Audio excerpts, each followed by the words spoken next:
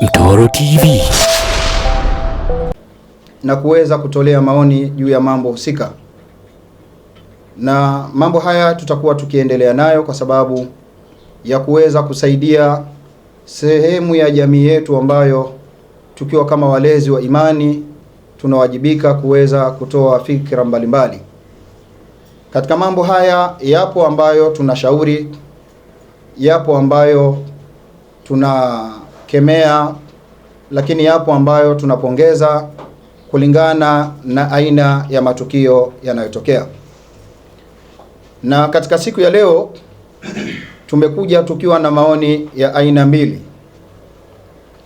Mosi, kuhusiana na sakata zima la kuadimika na kupanda kwa nishati ya mafuta, jambo ambalo kwa namna moja au nyingine vyanzo mbalimbali vya serikali wamezungumza kwa namna yake, lakini wadau husika wamefanya kwa namna yao, uchambuzi wa waandishi wa habari umefanya kwa namna yao, na sisi kama wahadhiri tunayo namna yetu ya kuweza kutoa maoni yetu katika kuliendea au kulikabili jambo hili. Lakini jambo la pili, tuna taharuki ambayo imeenea katika miji yetu na katika nchi yetu kwa ujumla, nayo ni taharuki ya kupotea nyeti za watu, jambo ambalo pia kada mbalimbali wameonyesha kuguswa na eneo hilo na wameeleza kwa namna ambavyo wameona inafaa kuelezwa. Kwa hivyo sisi kama viongozi wa dini ambao kwa namna moja au nyingine huwa tunahusika katika ulezi wa imani za sehemu ya jamii ya Watanzania, na kupitia uigo wetu wa kimadarasa, uigo wetu wa kimisikiti, manake kama jambo linazuka na hatukutolea ufafanuzi, sehemu ya jamii yetu inaweza ikapotea au ikaamini katika jambo ambalo sio sahihi. Tukianza na jambo la kwanza, kutokana na kuadimika na kupanda kwa nishati ya mafuta, ipo dhana katika upokezi wa jambo hili, kila mmoja amepokea katika namna yake. Wapo baadhi yetu wameamini na wamechukua kwamba jambo hili labda ni uzembe wa baadhi ya wale waliokuwa na dhamana, au inawezekana kwamba ni mpango ambao unahusisha katika sehemu ndogo tu ya nchi yetu, jambo ambalo sio tafsiri sahihi, kwa sababu tukio hili limeikumba dunia. Tukio hili limekumba nchi nyingi katika Afrika.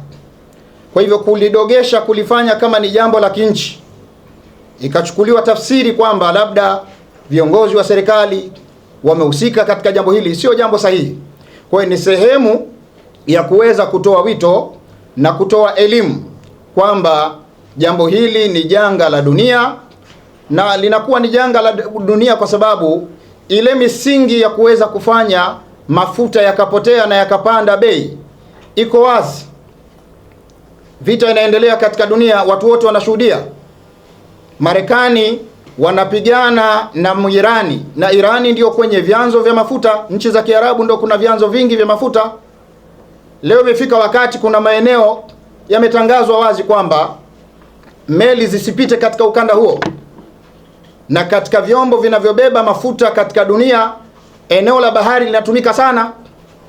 Kwa ukiwaaminisha au ukiwatengenezea mazingira kuwaambia watu kwamba kuna jambo limetokea ambalo linahusu katika nchi yetu, au viongozi wa nchi wanahusika, au serikali ya awamu ya sita inahusika, huu ni uonevu. Sisi hatuwezi kufumbia macho mambo kama haya. Haya ni matatizo ambayo yameikumba dunia, na wachambuzi wetu hapa watachambua kwa sehemu ya Afrika mambo yakoje, na kwa sehemu katika mataifa ya Ulaya mambo yakoje. Kwa hiyo tunatoa wito huu, tunawaweka sawa Watanzania wenzetu kwamba tusiwe na fikra kwamba labda upungufu wa mafuta ni uzembe wa serikali au mamlaka zilizopo. Sio kweli. Lakini kama hilo halitoshi, kuna eneo la msingi sana la kulitafakari. Wakati ambapo wale wanaomiliki ukanda wa kupitisha meli kwa ajili ya kukusanya mafuta na kuyasupply katika ulimwengu wanatoa tahadhari kwamba isipite meli, Hivi unatarajia sisi kama nchi itokezee kwamba viongozi wa nchi waseme pelekeni meli mkachukue mafuta? Sio kitu ambacho kinawezekana. Kwa tuanze kuelekezana kama wanaimani, tuanze kuelekezana kama Watanzania ili tuelewe kwamba dhana hii sio sahihi. Lakini pia eneo la pili, uchambuzi utakuja na utapata faida kubwa zaidi. Eneo la pili, kuna taharuki imezuka katika nchi yetu kwamba eti mtu akikugusa bega anachukua nyeti zako zinapotea. Yaani tunatengeneza hofu kwa Watanzania katika nchi ambayo imejengwa katika misingi ya imani. Sisi tunaamini tangu mababu zetu kwamba misikiti inawalea watu katika imani, makanisa inawalea watu katika imani. Leo misikiti kila Ijumaa watu wanafanza dua, makanisa kila weekend wanakutana wanasali na kuomba. Inakuwaje tunatengenezewa dhana ya mtu akikugusa nyeti zako zinapotea? Ni mazingira ya kutengeneza hofu kwa wananchi, na unapoitengeneza hofu kwa wananchi, maana yake unawafanya waishi kwa wasiwasi. Wakiishi kwa wasiwasi hawawezi kufanya biashara vizuri. Wakiishi kwa wasiwasi hawawezi kufanya kilimo vizuri, kwa sababu wakati wote mtu ana wasiwasi. Hebu yatazame maisha kama Watanzania. Kuna madereva wa bodaboda leo wanatubeba tusiomiliki usafiri. Inafika wakati anapunguza mwendo wake kwa ajili ya tuta. Ili ujiweke sawa, unalazimika dereva wako kumkamata bega. Ukimkamata aruke, aachie stendi, muingie mtaroni, kwa sababu tu ukiguswa bega nyeti zako zinaweza zikapotea. Kweli mazingira ya mwendo kasi na usafiri wa miji kama hii mikubwa Arusha na Dar es Salaam, ambayo tunaingia kwenye mabasi sometime mpaka tunasimama, ikifungwa breki kwenye tuta unalazimika kumkamata mwenzio kwa ajili ya balance. Yaani ukimkamata aruke dirishani kukimbia kwa sababu ya kuhofu nyeti zake kupotea. Mazingira haya tunayaona sio sahihi.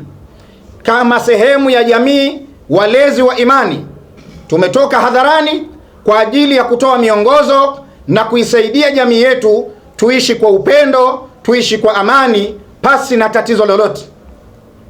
Lakini pia tuwapongeze wanahabari. Wanahabari, mtakapochukua kalamu zenu mkafanya vizuri katika uandishi, inaweza kusaidia hii taharuki ikapotea. Lakini kalamu ya uandishi itakapotumika vibaya, inaweza hii taharuki ikaongezeka. Leo kila kona tunasikia matukio yalipotokea, baada ya kufika jeshi la polisi na kufanya utaratibu unaostahiki, taarifa zinatolewa kwamba huyo anayeitwa, huyo mtu aliyofika pale anayedhaniwa yuko salama, hana kitu chochote kilichopotea katika viungo vyake. Lakini wakati huo taharuki inapotolewa, yule anayedhaniwa kumkamata mwenziwe bega, tayari watu wanamzomea, watu wanamsukuma, watu wanampiga, kitu ambacho kinaweza kuhatarisha hata uhai wa maisha yake.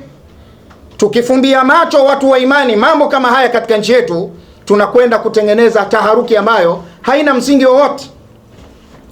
Kwa hivyo ndugu zangu waandishi wa habari, media zenu zitumike kwa ajili ya kuelimisha. Na waandishi wa habari wenyewe mnajijua, hutokea tu mtu akaandika kwenye gazeti lake kichwa cha habari kikubwa, ukisoma tu pale ushachanganyikiwa tayari, unaanza kufikiria kukusanya watoto wako kuwapeleka vijijini. Tutumie vizuri kalamu zenu katika uandishi. Kuna vyombo vina dhamana, kuna vyombo vinachukuliwa dhamana ya kinchi na kijamii, na vingine vyombo vikubwa hatuna haja ya kuainisha majina. Lakini ukiingia ukatazama magazeti mawili matatu, unaweza ukashika kichwa namna hii, unaogopa. Vyombo ambavyo ndio vinapaswa kukusanya habari, kufanya tafiti kama ambavyo sheria zenu na kanuni zenu za habari zinavyoelekeza. Tusipotumia busara, matukio kama haya tukayaendo vizuri, tukafanya research za kutosha, na tukapunguza ile tension ambayo iliyopo, ambayo haina msingi, tutawafanya Watanzania watashughulika na wasiwasi usiokuwepo badala ya kushughulika na nguvu kazi ya kuweza kuongezea kipato na kukuza uchumi katika taifa letu. Waheshimiwa wanahabari, tunaomba sana haya ambayo tunayakusudia kuyazungumza kwenu siku ya leo, muyachukue katika uzito wake na muyapeleke katika jamii ili kupunguza ile tension iliyoko juu ya mambo ambayo hayana uhalisia wowote, kama ambavyo tutakavyoeleza katika presi yetu ya leo. La mwisho, pamoja na kuwashukuru sana waandishi wa habari, lakini msichoke wito wa kuweza kutuitikia pale ambapo yanapotokea mambo. Tunawaomba muitikie na mkusanye habari na muzipeleke katika maeneo husika kwa lengo la kuisaidia Tanzania yetu, kwa lengo la kuisaidia nchi yetu, ili watu waishi kwa amani na tuweze kuendelea na shughuli zetu kama taifa linavyotaka. Baada ya kuyasema haya, sasa nifungue ukurasa wa kupiga dondoo zilizopo katika nchi za Afrika, na baada ya hapo tuangalie katika baadhi ya nchi za Ulaya ili kupima kwamba haya yanayoendelea katika nchi yetu kutokana na kuadimika kwa mafuta ndani ya taifa letu, kutokana na kupanda kwa gharama za mafuta ndani ya nchi yetu, sio jambo la kinchi tu. Tusielekeze mishale kwa viongozi wa nchi, tusiifanye kuwa ni agenda ya Watanzania. Hii ni agenda ya dunia nzima kwa mujibu wa maelezo tutakayoyatoa katika siku ya leo. Baada ya kuyasema haya, niwashukuru sana, nimkaribishe msemaji wangu wa kwanza Sheikh Ibrahim Bakozi, na baada yake tunaye Sheikh Shaabani Muhoro, na baada yake atamaliza Sheikh Muhammad Ruambo, na hapa tutakuwa tumemaliza ujumbe wetu katika siku ya leo. Wassalamu alaikum wa rahmatullahi wa barakatuh.